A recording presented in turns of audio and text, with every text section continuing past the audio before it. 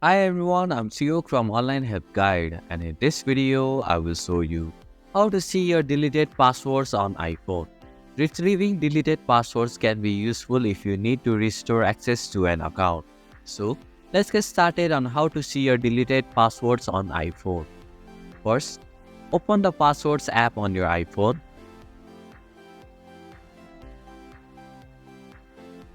Enter your iPhone passcode. In the app, locate and tap on the deleted option.